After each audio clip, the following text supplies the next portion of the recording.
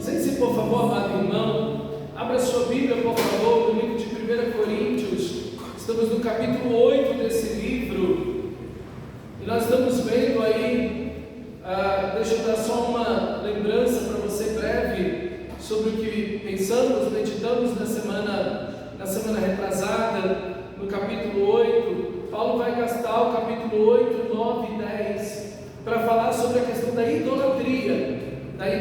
Um tema sensível, havia muita idolatria, e Paulo então vai dar o antídoto para esta igreja da idolatria, contra a idolatria. Todos eles vieram regressados da idolatria, todos os irmãos da igreja vieram saídos da idolatria, ok? Não existia ateísmo naquela época como nos nossos dias. Então todo mundo vem resgatado desse estado de idolatria. E então Paulo tem que tratar desse assunto, porque como uma igreja aberta, teologicamente aberta, não está firmada na palavra de Deus, não está aceitando aquilo que Paulo diz, então ela está sendo influenciada por tudo aquilo que já viveu, pela cultura que está ao seu redor. Então Paulo vai iniciar mostrando que o conhecimento humano, esse mero conhecimento humano, ele não tem essa filosofia, essa sabedoria humana, não tem poder contra a idolatria, mas que o amor em Cristo Jesus vai abençoar e edificar a igreja. Paulo também vai dizer, e aí já no versículo 3, 4 e 5, ele vai falar que não existem deuses, os deuses eles não significam nada no mundo, quer dizer, eles são apenas uma invenção da cabeça do ser humano caído. E eu citei textos de Jeremias, falando que os deuses,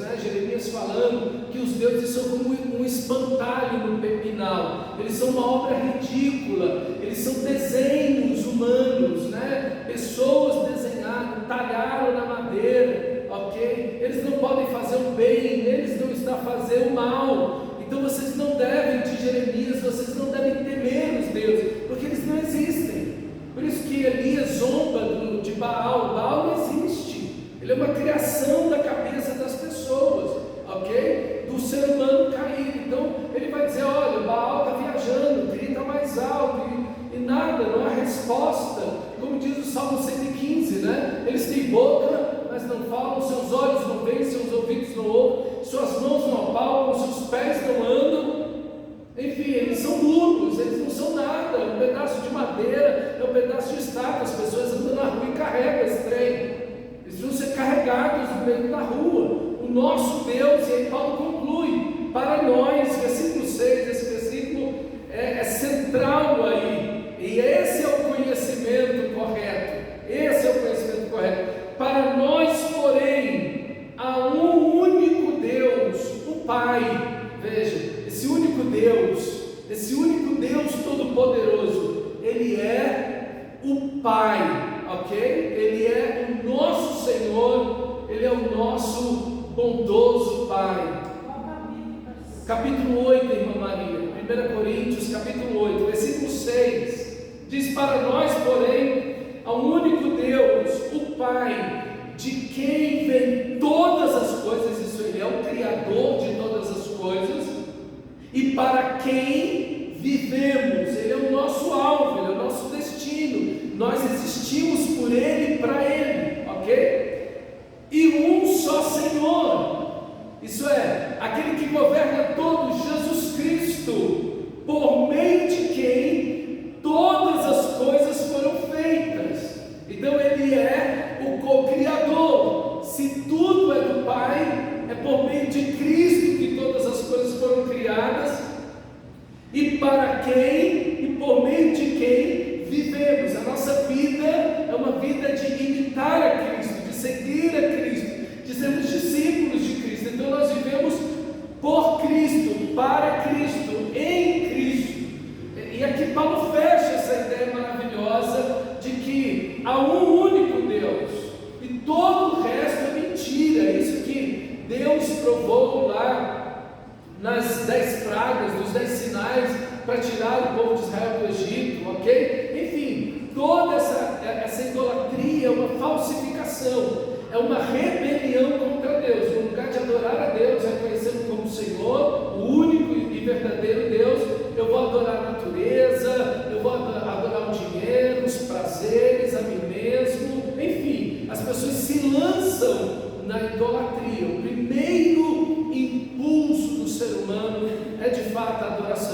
Então, em tudo ele faz um Deus. Ele cria deuses segundo o seu próprio coração. Martinho Lutero vai dizer isso. Ele vai dizer: o meu coração é uma fábrica de ídolos, ok? Então, o nosso coração, o coração humano, o coração caído, ele produz tudo, pode virar um ídolo na sua vida, pode virar um Deus na sua vida, ok? E agora, no versículo 7, Paulo vai falar da consciência dos nossos irmãos em frente a essa idolatria. Tudo está voltado para esse ponto, a comida sacrificada a ídolos, que é o versículo 1, ok? A comida sacrificada a ídolos, quer dizer, esse estado de idolatria. E aí então Paulo vai dizer: contudo, nem todos têm esse conhecimento. Versículo 7, alguns ainda habituados com os ídolos, comem esse alimento como se fosse um sacrifício idólatra. Como a consciência deles é fraca, fica contaminada. A comida, porém, não nos torna aceitáveis diante de Deus. Não seremos piores se não comermos, nem melhores se comermos. Então, o ponto aqui de Paulo, ele inicia falando do verdadeiro conhecimento. Nem todos têm esse conhecimento. Que conhecimento? Que é um só Deus, um só Senhor, ok? Um só Criador. Dele vieram todas as coisas. Ele é o Senhor de tudo. Para Ele existimos e por meio de Cristo vivemos. Nem todos têm esse conhecimento. E aqui está o antídoto contra a idolatria. É uma alta cristologia. Isso é um conceito correto de quem é Cristo, ok? É um conceito correto de quem é o Pai, de quem é Deus, o Todo-Poderoso. Esse é o antídoto. Mas nem todos têm esse conhecimento. Parece que aqueles irmãos, por não aceitar o Evangelho, veem a Cristo de forma pequena, Cristo de forma diminuta, e então começam a ter medo de espíritos, começam a ter medo de mal olhado, olho gordo, começam a ter medo de feitiçarias e se lançam na idolatria. Então, o problema central desta igreja é esse. Por isso que o texto vai dizer que, contudo, nem todos têm esse conhecimento. Alguns ainda habituados com os ídolos, comem esses alimentos como se fosse um sacrifício idólatra. Parece que tem uma mistura de medo, parece que tem uma mistura de ainda estar envolvido espiritualmente e emocionalmente com esses cultos. Então as pessoas continuam frequentando esse tipo de coisa. A gente olha para esse texto e pensa que isso está muito distante de nós, mas uma igreja como a nossa, a igreja brasileira, tão aberta teologicamente, porque a Bíblia tem estado cada vez mais desvalorizada por parte dos pastores, muitos pastores, por parte do próprio povo de Deus. As pessoas começam a voltar a essas práticas, as pessoas começam a se lançar a essas coisas, a filosofias, a ideias, a espiritualidades que estão totalmente contrárias às Escrituras. Não é difícil você, por exemplo, ouvir pastores e pessoas no YouTube fazendo lives e videozinhos, reels, mostrando lá, falando coisas que você fala: gente, isso daí não é a palavra de Deus, isso é espírita, isso é mais um espiritismo, isso é mais uma psicologia positiva, um mentalismo, do que qualquer coisa que tenha a ver com o Evangelho. Por quê? Porque eles ainda estão habituados com essas coisas, eles não abraçaram o Evangelho, eles não abraçaram a Cristo definitivamente, e é o que acontece com essa igreja. E o resultado disso, o resultado de quem frequenta esse tipo de coisa, e aí a gente vê, por exemplo, pessoas, a igreja evangélica brasileira comemorando festas pagãs, como São João. Agora a igreja Batista Lagoinha, alguns não digo o nome porque saiu na internet, enfim, e a própria pessoa fez público isso, né? E comemorando o Halloween lá nos Estados Unidos. A igreja comemorando o Halloween. Não, nós estamos comemorando a vida, não a morte, nós estamos comemorando a vida. Então assim, abriu-se para tudo, não tem definição. Então, Então é uma festa que celebra os demônios. As crianças se vestem de demônios e batem nas casas para pedir oferendas de doces. E a igreja se relacionando com isso. E as pessoas vão sair do culto e vão para os freios da igreja católica lá, no meio das quermesses. Está errado, irmão. Está errado. Isso tudo está errado. Deus não nos chamou a isso. Você ainda está habituado com isso? Você ainda está nesse dia, pastor, mas eu quero comer uma comida. Faça em casa, por favor. Vá no mercado ali, no mercado tem canjica, pé de moleque, tem tudo o ano inteiro. Para que tem que ir lá na festa idólatra? Para poder comer alguma coisa? Será que você não consegue se controlar? A gente precisa pensar nessas coisas, irmãos. As pessoas guiadas por esses impulsos. Não, calma aí. Cristo é o Senhor. Como é que você vai se lançar nessas coisas? Você vai voltar para de onde Deus te tirou? Não é porventura aquilo que a gente vê no povo de Israel no Egito? Que saudade lá das comidas, das cebolas, dos alhos.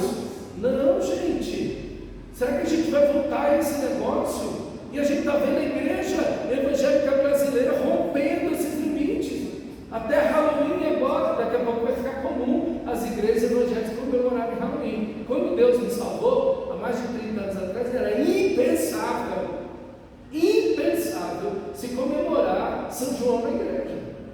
Era impensável, era um negócio, era uma blasfêmia um negócio desse. E aí quem começou a fazer isso foram as comunidades evangélicas, que começaram com esse negócio. Aí o pessoal achava um escândalo e aquela coisa toda. Tem até quadrilha, festival de quadrilha dentro da igreja, a competição de quadrilha dentro da igreja. É um absurdo o negócio desse. Será que a gente precisa disso? Será que as pessoas estão vindo para a igreja por causa disso? Ou permanecendo na igreja por causa disso? Se é por causa disso, meu filho, volta para beijar o anel do padre e se ajoelhar diante das estátuas. Você não foi salvo, eu sinto muito.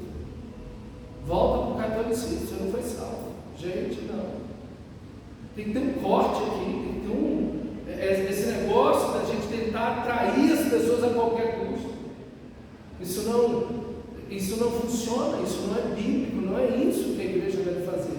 Mas, como na igreja de Corinto, tem gente habituado aos ídolos ainda e come as coisas que ficam. E o que acontece? Olha a sequência do versículo 7, o final do versículo 7. Como a consciência deles é fraca em que sentido? Não conhecem o Evangelho, não conhecem Cristo, estão envolvidos na idolatria, fica contaminada. É óbvio, ninguém que se envolve na idolatria vai viver em santidade. Não, pastor, isso não me contamina não. O quê? Olha, o texto está dizendo que contamina.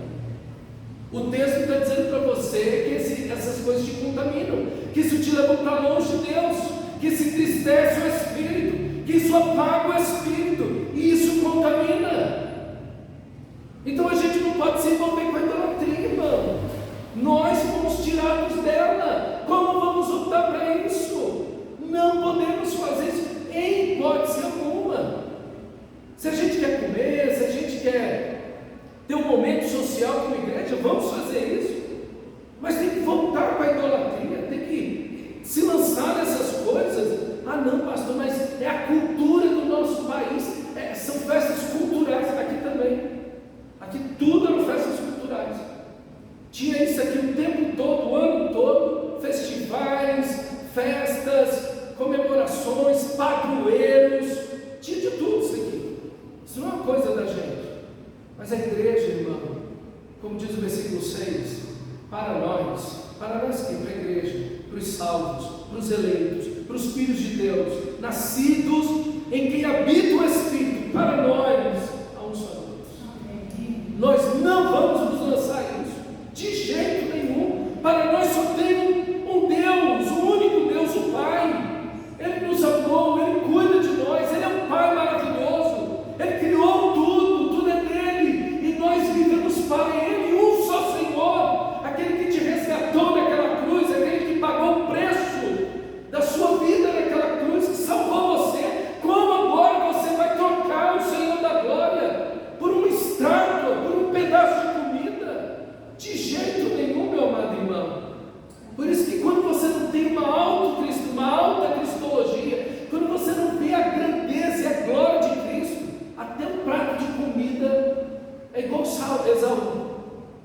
Ele não entendeu a grandeza da bênção da primogenitura. Por qualquer prato de comida ele troca aquilo que é sagrado. Ele foi profano. E a gente não pode ser profano, igual Esaú, que trocou algo tão abençoado como a primogenitura por um prato de comida. Quando você não entende quem é Cristo, a obra da cruz, qualquer coisa nesse mundo aí você vai trocar. Como o pastor Edson diz, o meu pastor diz, quem serve a Deus por dinheiro, se o diabo der aumento, ele serve o diabo. É verdade, a gente até escandaliza, né? Mas eu estou citando ele. Quem serve a Deus por dinheiro, se o diabo oferecer um aumento, serve o diabo. E é verdade, irmão. Não, a gente está fiel em Cristo. E essas pessoas que se envolvem com a idolatria, mesmo crentes, sua mente fica contaminada. Mas olha o argumento do versículo 8. Olha o argumento aí dos coríntios. Olha o que os coríntios vão dizer. A comida, porém, não nos torna aceitáveis diante de Deus. Isso é verdade. Eles pegaram um pedaço da teologia de Paulo, porque o que nos faz aceitos diante de Deus? Não é o sangue de Jesus?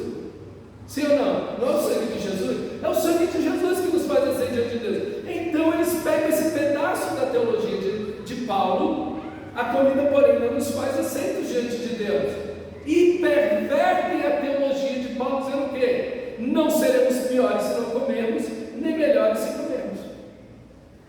Não é uma sagacidade com o pecado? Então a gente pode comer, porque não é a comida que nos faz aceitos diante de Deus. Então a gente pode comer, não tem problema nenhum, Paulo. Você já não pregou para a gente, você já não ensinou para a gente, que o que nos faz aceitos diante de Deus não é comida e bebida, circuncisão ou nada disso? Você já ensinou isso para a gente. Então, não tem problema se eu for lá, não tem só um Deus. Isso tudo na invenção humana. Isso não tem significado nenhum. Esses deuses não existem. Então a gente pode ir lá, encher a cara, comer, não tem problema nenhum. Aí Paulo vai dizer, olha, o que eles adoram é demônios que eles adoram. O que eles sacrificam é demônios que eles sacrificam. Não pense que isso é inocente. Não pense que isso não tem influência, isso contamina. Isso contamina, Paulo acabou de dizer. Não pense que o diabo não está tomando ocasião do erro, da rebelião, do pecado e da mentira da idolatria para agir na vida das pessoas. Não pense nisso, porque ele vai agir por meio disso com certeza. Assim como ele age por meio da imoralidade, por meio da injustiça, por meio da violência, que são obras do pecado na vida do ser humano. Da mesma maneira, na idolatria, ele vai agir do mesmo jeito. Então vocês têm garantia. Ele vai trazer esse conceito daqui a pouco e mais para frente ainda, com toda certeza, ok? Então, olha aí, olha só o que a Bíblia vai dizer. Nas três, na segunda e na terceira igreja do livro de Apocalipse, quando o Senhor fala para a igreja de Apocalipse, para a segunda igreja e para a terceira igreja, olha só o que o Senhor diz, Apocalipse 2,14. Tenho todavia contra ti algumas coisas, pois que tens aí os que sustentam a doutrina de Balaão, o qual ensinava a Balaque a armar ciladas diante dos filhos de Israel para comerem coisas sacrificadas aos ídolos e praticarem a prostituição. Olha aí, tem um homem dentro da igreja levando as pessoas a comerem comidas sacrificadas, a participarem da idolatria e da prostituição, da imoralidade. Na outra igreja, na igreja seguinte, capítulo 2, versículo 20, agora é uma mulher. Tenho, porém, contra ti o tolerares essa mulher Jezabel. Você ainda está tolerando isso. Você está tolerando essa gente dentro da igreja. Você não pode aceitar essas pessoas.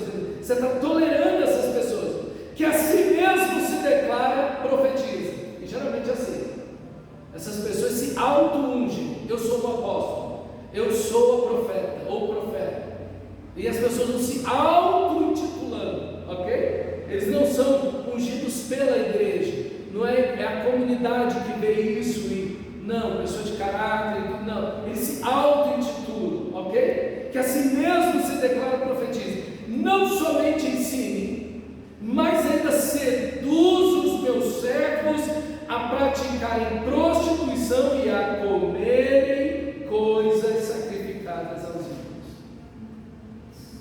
a mesma coisa, uma igreja seguida da outra, duas coisas conectadas: prostituição, imoralidade sexual e comidas sacrificadas aos ídolos. E quando você vê no livro de Apocalipse, um dos indícios da segunda vinda de Jesus é o crescimento da idolatria. A gente pensa assim: não, nós estamos vivendo num mundo tecnológico, racional, científico, então a gente vai deixar isso. Era o que acreditavam no século XVIII. No século XVIII acreditavam o seguinte: a ciência vai evoluir, o conhecimento vai evoluir tanto que todas essas questões de idolatria, essas coisas, feitiçaria, todas essas ideias, isso tudo vai acabar. É o que acreditava. Mas a Bíblia está dizendo outra coisa. Há 2000 anos atrás, no livro de Apocalipse capítulo 9, versículo 20, diz assim: é um sinal que antecede a segunda vinda de Cristo, ok? É o sinal que antecede a vinda de Cristo. Ele diz: os outros homens, aqueles que não foram mortos por esses flagelos, não se arrependeram das suas obras, das obras das suas mãos, deixando de adorar os demônios e os ídolos. Veja, adorar os demônios é adorar os ídolos. E ele cita: eles não deixaram de adorar os demônios e os ídolos de ouro, prata, cobre, pedra e de pau, que não podem ver, nem ouvir, nem andar. Quando Jesus voltar, a idolatria vai estar transbordando no mundo inteiro. Aí você fala: mas como assim? Só os hindus na Índia, só os hindus, tem mais de 330 milhões de deuses. Deixa eu explicar esse número para você. O Brasil tem 210 milhões de habitantes. O Brasil tem 210 milhões de habitantes. Os hindus na Índia, eles têm mais de 330 milhões de deuses. É mais do que todos os brasileiros. É mais do que todos os brasileiros, 50% mais. Então você ter uma ideia. Aí você acha assim: não, são os hindus. Os haitianos têm mais de 10 mil deuses. Os haitianos, vizinhos nós aqui, tem mais de 10 mil deuses. Os chineses, mais de 10 mil deuses. Os japoneses, mais de 10 mil deuses. E a Igreja Católica tem mais de 10 mil santos, que são deuses, ou mais de 11 mil santos, deuses. Para quem nos olha? O que o texto está dizendo? A multiplicação da idolatria. E está aí um livro que fala de idolatria como nunca, é o livro de Apocalipse. Assim como fala da glória de Deus, do louvor a Deus, da oração, da adoração. É o livro que mais tem adoração na Bíblia, depois de Salmos. Mais orações e mais exaltação a Deus, o livro de Apocalipse, que fala de Cristo exaltado, glorificado, sentado no trono, como nenhum outro livro fala. Então há um embate aqui, você vê um confronto dos dois lados aqui, ok? Entre a adoração a Deus e a adoração aos demônios e deuses de pau, de pedra, de ouro, de prata, que não podem ver, nem ouvir, nem falar. Então a idolatria não é algo simples. A idolatria não foi algo, irmãos, que ficou no passado da gente. A idolatria é algo que está no nosso coração. E a gente pode fazer de qualquer coisa, ou de qualquer pessoa, um Deus na nossa vida. E aqui nós precisamos de todo cuidado com essa questão da idolatria. Como diz John Lynn, devemos adorar a Deus de acordo com quem Ele é, e não conforme aquilo que queremos que Deus seja. Noutras palavras, não adore falsos deuses e não adore a Deus de modo falso. É idolatria também você mudar quem Deus é. Não que você possa fazer isso, mas você acha, você cria uma mentalidade sobre Deus. Quando Arão foi fazer aquele bezerro, enquanto Moisés estava recebendo os 10 mandamentos e toda a lei de Moisés no monte da parte de Deus, ele não diz: olha, cria um Deus aqui para vocês. Não. O que ele diz? Esse é o Deus que tirou vocês do Egito. Ele não criou um Deus, ele criou uma imagem de Deus. Jeroboão, quando divide o reino, faz a mesma coisa. Ele diz: aqui estão os deuses que tiraram vocês da terra do Egito. A mesma coisa. Então, idolatria é quando você tenta formar uma imagem de Deus que não é verdadeira. Deus não é o que eu acho que Ele é. Deus não é o que a cultura diz que Ele é. Deus não é o que os crentes dizem que Deus é. Deus é o que a sua palavra diz que Ele é. É o que Ele diz que Ele é, o que de fato Ele é. Então, como é que você sabe quem é Deus? Aqui, ó, na palavra. É nas Escrituras Sagradas. Então, uma sutileza da idolatria. A idolatria tem uma sutileza. Porque você pode achar que está adorando a Deus, está adorando uma imagem que você criou de Deus. Como Arão, como Jeroboão. Isso é idolatria. Então, nós temos que ter muito cuidado. Eu estava falando com os alunos na faculdade semana passada. Falei para eles: tudo que sai do púlpito é teologia. Tudo que sai do púlpito é um conhecimento de Deus, um aviso, o louvor, a pregação. Tudo que sai do púlpito tem um aspecto teológico. E é verdade. É verdade. Por isso que a gente tem que ter cuidado. Querido irmão, você precisa crescer no conhecimento de Deus, para você não ser envolvido nessa imagem cultural de quem é Deus. O Deus, Jesus, que a cultura evangélica que nós estamos tendo nos nossos dias, é uma coisa totalmente contrária àquilo que de fato Jesus é. Gente dizendo: não, você é o centro do coração de Deus. Não. Onde você viu isso na Bíblia? Que você é o centro do coração de Deus. Deus ama você, mas tudo Ele criou para o louvor da sua glória. Aí o cara toma para si a sua própria experiência. Não, eu tenho uma filha. A minha filha é o centro do meu coração. Então, logo, eu sou o centro do coração de Deus, porque eu sou filho de Deus. Olha a ideia do cara. Ele não vai para a Bíblia. Não vai para a Bíblia. Ele vai para o experiencialismo dele. E ele transfere aquilo que ele sente pela filha dele por aquilo que é o relacionamento dele com Deus. Está errado. Então, a idolatria é algo muito sensível. É algo que é muito sutil. É uma coisa que pode se embrenhar na nossa vida de uma forma muito sutil, que você não está nem às vezes apercebido. Cuidado, querido. Cuidado. Cuidado para que ninguém tome o lugar de Deus na sua vida. Cuidado para que nada tome o lugar de Deus na sua vida. Às vezes nós usamos aquilo que Deus nos deu como bênção e usamos de forma idólatra na nossa vida. O cônjuge, os filhos, o emprego, o corpo, a saúde, os prazeres, tudo isso são bênçãos de Deus, mas nós podemos usar isso de uma forma idólatra. Nós podemos fazer dessas coisas os deuses da nossa vida. Então a gente tem que ter muito cuidado, porque a cultura que nós vivemos, fez do dinheiro Deus, fez do sexo Deus, fez do corpo Deus, dos prazeres por Deus, do entretenimento em Deus. Tudo isso a nossa cultura fez deuses. E nós estamos vivendo nessa cultura. E nenhum desses elementos em si tem um objeto a ser adorado. Ah, tem uma estátua aqui do dinheiro. Não, não tem. Ah, tem uma estátua aqui do sexo. Não, não tem. A deusa do sexo. Não, não tem. Na época de Paulo tinha.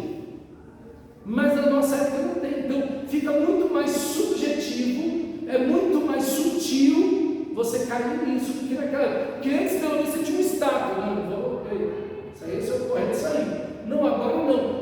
Está permeado em está permeado na música, está permeado na roupa, no estilo de roupa, no estilo de vida, o que as pessoas consomem em séries, filmes, tudo está envolvido com isso. E você pode simplesmente entrar nessa vibe, abraçar isso, sem se dar muito conta. Por isso que a gente sempre tem que estar reorientado às escrituras sagradas, ok? As escrituras sagradas. Versículo 9: contudo, tenham cuidado para que o exercício da liberdade de vocês não se torne uma pedra de tropeço para os fracos, pois se alguém que tenha consciência fraca vir você, que tem esse conhecimento, comer num templo de ídolo, não será induzido a comer do que foi sacrificado a ídolos. Assim, esse irmão fraco, porque Cristo morreu, é destruído por causa do conhecimento que você tem. Quando você peca contra seus irmãos desta maneira, ferindo a consciência fraca deles, peca contra Cristo. Portanto, se aquilo que eu como leva o meu irmão a pecar, nunca mais comerei carne, para não fazer o meu irmão tropeçar. Então, a ideia do nosso texto aqui é a seguinte: ok, o pessoal pegando a teologia de Paulo, torcendo a teologia de Paulo, não, o que nos recomenda a Deus não é comida. Então a gente pode ir para qualquer lugar, não tem problema, porque esses deuses não existem, então a gente pode ir. E eles estão levando irmãos junto. Não apenas eles estão se envolvendo com isso, se contaminando com isso, mas eles estão levando outros irmãos que não têm uma opinião, um conceito correto de Deus, que é um só Deus, um só Senhor. Eles estão levando esse jeito tudinho para o culto idólatra. Então, imagina uma coisa dessa. Não, gente, olha, a gente está indo ali para Carmesse, vamos todo mundo. A gente está comemorando aqui, vamos todo mundo. E vai levando os outros. Então, eles se envolvem, mas não apenas isso. Eles envolvem os irmãos. Então, acaba que eles estão contaminados, eles estão sendo instrumentos para contaminar os outros. A idolatria, olha o que o texto diz, versículo 11: assim esse irmão fraco, não tem o conhecimento de Deus, porque Cristo morreu, é amado do Senhor, é destruído por causa do conhecimento que você tem.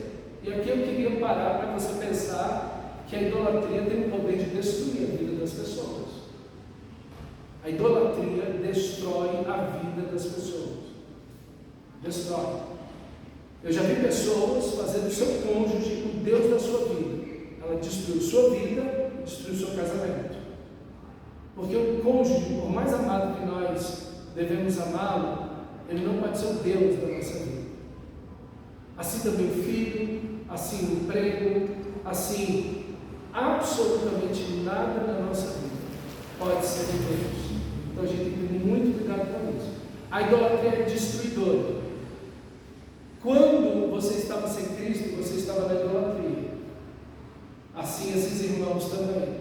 E eles estavam vendo e colhendo o resultado da idolatria. A destruição deles mesmos, a destruição dos seus corpos, a destruição dos relacionamentos deles, longe de Deus. Ok? E obviamente, a idolatria tem uma irmã gêmea, chamada imoralidade. A idolatria sempre tem a imoralidade. Você sempre vai perceber algo. Todo idólatra é imoral. Todo idólatra é imoral. Às vezes você vê aquela senhorinha, velhinha, é idólatra, mas ela concorda com a imoralidade. Ela não está vivendo a imoralidade, mas ela concorda com aquele negócio. Ela apoia a imoralidade. Ela não tem mais como viver aqui, mas ela apoia. Ela apoia toda espécie de imoralidade. Não tem problema não. Você vê a pessoa envolvida na idolatria, você vê a pessoa envolvida na imoralidade. São irmãs gêmeas. ok? São duas coisas que andam juntas, a idolatria e a imoralidade. Como nós vimos na carta, essas duas igrejas, sempre a idolatria com a prostituição, com a imoralidade, sempre, são irmãos gêmeos, ok? Então, há um poder destruidor na idolatria. Por quê? Porque os demônios atuam na idolatria. Porque os demônios atuam através da idolatria. Porque os demônios aproveitam-se disso para atuar na vida daquela pessoa, para influenciar, para controlar, para dominar e até possuir a pessoa. Ok? Então a gente tem que ter cuidado com a idolatria. Cuidado com a idolatria. Ela destrói. Ela entristece o espírito. Ela afasta a pessoa de Deus. Ela tira o prazer da pessoa de cultuar a Deus, de adorar a Deus, de servir a Deus. Se há uma idolatria na vida de um cristão, ele perde o prazer de Deus, da palavra de Deus, de viver em Deus e por Deus e para Deus, de servir a Deus. Por quê? Porque o ídolo está em primeiro lugar. Quando o ídolo está em primeiro lugar, todo o demais vai perdendo sentido. Principalmente aquilo que diz respeito à adoração, ao serviço, ao culto ao Senhor. Por isso que a gente tem que ter cuidado, meus irmãos, com a idolatria. Ela destrói a vida de qualquer um, ok? E esses irmãos estão levando essas pessoas para esses cultos, torcendo aquilo que Paulo está dizendo. Eles estão levando esses irmãos e eles também estão sendo contaminados. Não apenas aquele que leva está contaminado e sendo destruído, sua fé é destruída, seu conhecimento de Deus é destruído, tudo em sua vida é destruído. Eles estão se destruindo na idolatria e eles estão levando outros irmãos também a isso. Olha a tragédia do que está acontecendo nesta igreja. É aquilo que a carta que eu acabei de ler diz: você está tolerando essa mulher que se diz profetiza, essa mulher que se passa por profeta aí dentro da igreja, e está conduzindo os meus servos à prostituição e a comer comida sacrificada aos ídolos. Então, irmãos, esse é um perigo terrível que a igreja parece que nunca pode baixar a guarda e dizer: não, agora estamos livres da idolatria, nós nunca mais vamos ter problema com isso, podemos andar pelo mundo livres, tranquilos, que nunca mais vamos ter problema. Não existe esse momento da igreja, nunca existiu e nunca vai existir. Irmão, isso só vai ter fim na segunda vinda de Cristo. Cada geração, e sempre, toda geração vai ter que estar percebendo essas nuances da idolatria que se apresentam no mundo, ok? Então a gente precisa entender que ela contamina, ela destrói a vida cristã, ok? Veja aí o terror terrível que é a idolatria na vida de uma pessoa. Quando você, versículo 12, peca contra os seus irmãos desta maneira, está vendo? Eles estão fazendo o quê? Pecando contra o Senhor. Eles estão pecando contra os irmãos, ferindo a consciência fraca deles. Você não apenas está fazendo algo contra si mesmo, participando desses cultos idólatras. Você não apenas está indo a esses lugares, você não apenas come a comida sacrificada aos ídolos, mas agora você está levando outros irmãos. Você está pecando contra você está pecando contra os irmãos. Seu exemplo faz os irmãos pecar, o seu convite faz os irmãos pecar. Então esse pecado que você está cometendo está ferindo a consciência desses irmãos. Mas não apenas isso, você peca contra Cristo. Olha como ele termina o versículo: quando você peca contra os seus irmãos dessa maneira, ferindo a consciência fraca deles, peca contra Cristo.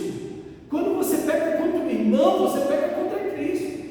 Não existe nenhum pecado que você vai cometer contra o irmão que você não peca também contra Cristo. Ah não, eu fiz algo contra o irmão. Você fez contra Cristo. Você fez contra o corpo de Cristo. Você fez contra a família de Cristo, contra a igreja de Cristo, contra o povo de Cristo.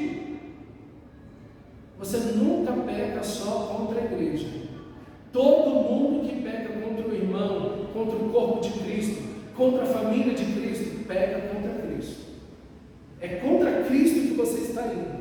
Você vai você ofende o irmão, contamina o irmão, desvia o irmão do verdadeiro evangelho, destrói a fé desse irmão. E quando você faz isso, você peca contra o Senhor Jesus. Contra esse irmão você peca.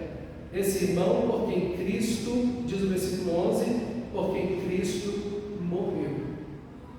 Esse irmão é amado e você está fazendo mal, não apenas contra si mesmo, mas contra o irmão. Portanto, se aquilo que eu como leva o meu irmão a pecar, se essa atitude ofende a Cristo, se essa atitude ofende o meu irmão, ofende a igreja, o corpo de Cristo, nunca mais eu vou entrar nesse negócio, nunca mais eu vou entrar para essa idolatria, nunca mais eu vou, porque Cristo morreu por mim, Cristo morreu pela igreja. No lugar de eu edificar a igreja, eu estou destruindo a igreja. Paulo começa esse texto falando sobre isso, que esse conhecimento meramente humano, ele destrói.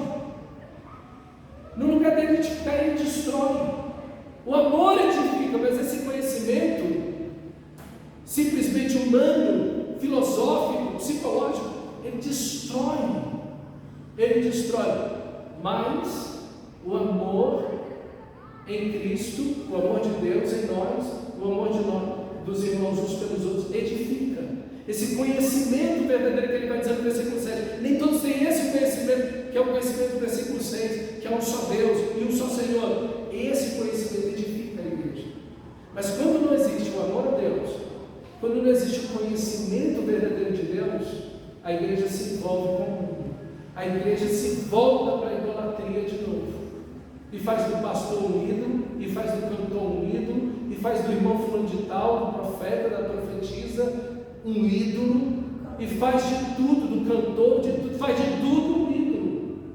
E a igreja vira um monte de gente idólatra, que deveria ter unicamente Cristo como Senhor e Deus, o Pai, em adoração, em louvor, em gratidão, servindo ao Senhor.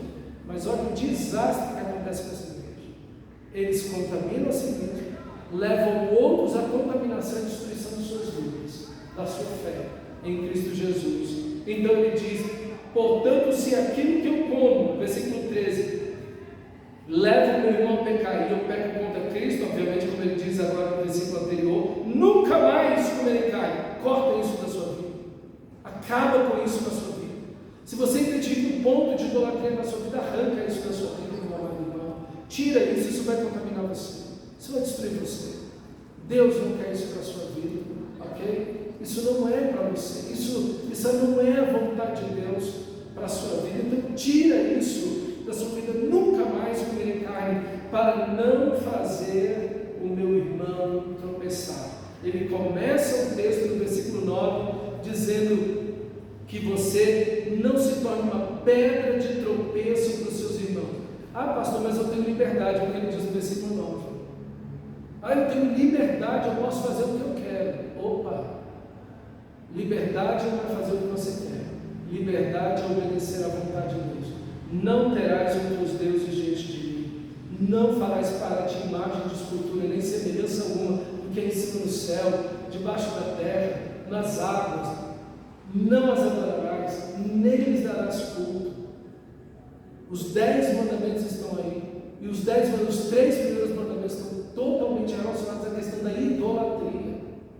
De você não se envolver com a idolatria. E que você entenda, meu amado irmão, que idolatria não é simplesmente falar com um pedaço de pau, de gesso, pintado, ou alguma coisa assim. Não, está para além disso. Tem todas essas nuances que nós falamos. E que isso de forma tão sutil se aproxima de nós todos os dias. E o nosso próprio coração que fabrica ídolos. Que nós possamos corrigir a nossa vida por meio de uma verdadeira adoração a Deus. Tanto que o Evangelho é um antídoto contra a idolatria. Porque o Pai procura adoradores que o adorem em espírito. Veja o oposto da idolatria. É a fidelidade total a Deus. Não há outro. Ele é o primeiro, Ele é o único. Nós só um único Deus, um único Senhor. Nós